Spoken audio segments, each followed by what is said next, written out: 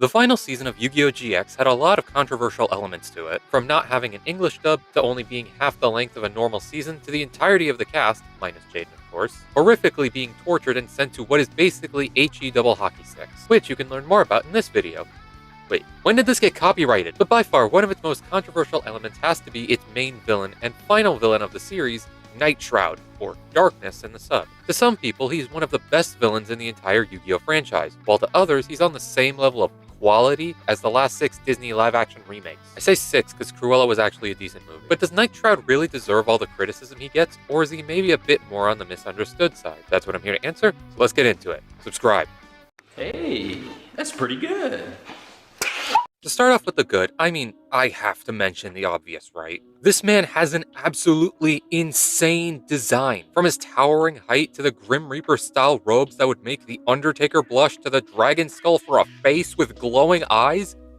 This character design is peak. I dare even say that out of all of Yu-Gi-Oh's final villains, Night Shroud has by far and away my favorite design out of all of them. And something else that I really appreciate is just the vibes this man gives off. Despite only showing up for 2 episodes, the level of aura, am I using that right? This man has is off the charts. Most of that comes from the design, but some of it also comes from the deep and creepy atmosphere this character creates, and some truly haunting voice acting from Hozumi Goda, who apparently also voiced the Yu-Gi-Oh character with the second most amount of aura in the franchise.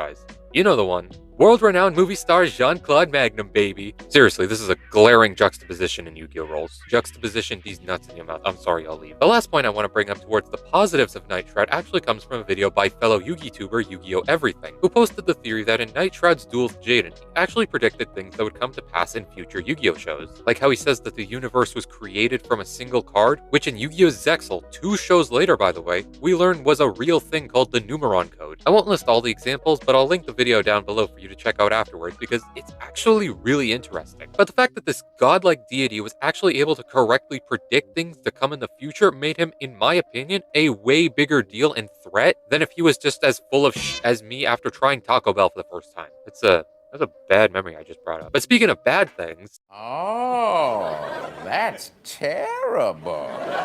Yeah, let's be honest with ourselves. No amount of aura farming can make up for bad writing. Isn't that right, undeserving winner of Anime of the Year 2024 solo leveling? The first thing I want to mention is that even though Night Shroud only appeared in his true form in the last couple of episodes of the show, he did appear beforehand while possessing other characters like Atticus and Fujiwara. And in all 3 forms, Night Shroud has a total of, and I'm not even kidding you, 1 on-screen win and 5 losses, and his only win was against an unpossessed Atticus, a character that had 0 wins and 1 loss by this point in the story. And it was to Alexis of all people, like come on. But another main problem with Night Shroud is just his unfortunate lack of screen time in his true form. 2 episodes is just simply not enough to leave a lasting impression on most of the fan base. Imagine if some of the most iconic villains in anime only had 2 episodes to show their true power. That would suck for, very obvious reasons. And speaking of sucking, wait, no, that sounds bad.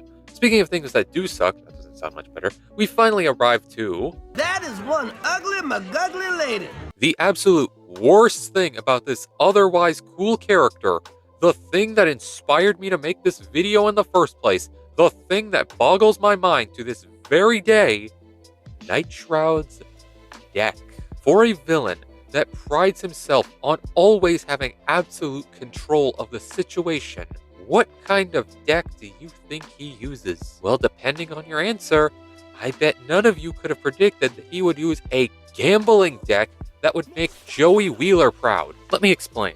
Night Shroud's main strategy revolves around using a field spell called Darkness, how original, which allows him to set 5 traps from his hand and deck known as 0, Infinity, Darkness 1, 2, 3.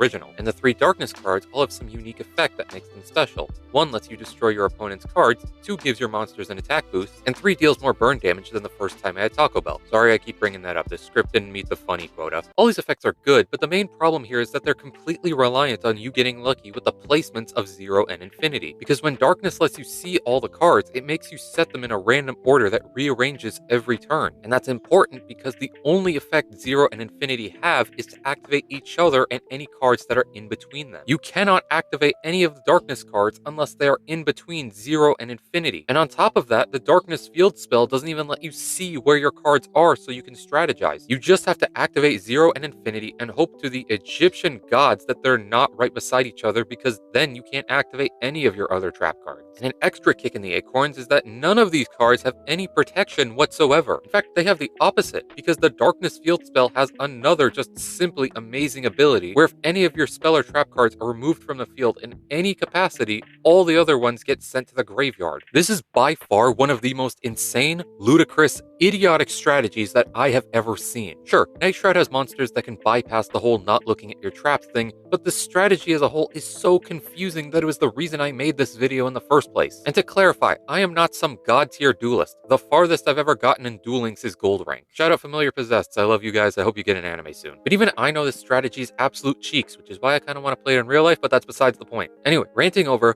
what exactly is my final verdict on Night Shroud? Yay or nay? In my personal opinion, which is always right, I feel like Night Shroud is a good villain, but he was stopped from being a great villain due to what I feel was a serious lack of planning from the GX writing team. If we'd gotten just a little bit more foreshadowing that Night Shroud was going to be this big bad and maybe give him a couple more wins along the way, I feel like it would have done wonders for his character. Heck, I watched all of GX Season 4 not too long ago, and I personally feel like his henchman Truman is a better and scarier villain than he is. And if you want to see a prime example why, I'd click on this video here. Plus, I personally feel like it's one of my best. But until next time, guys, thank you for watching, subscribe, and... Ooh, my Taco Bell's here! Round 2, baby, let's go. Alright, I'll see you all later. Now get out.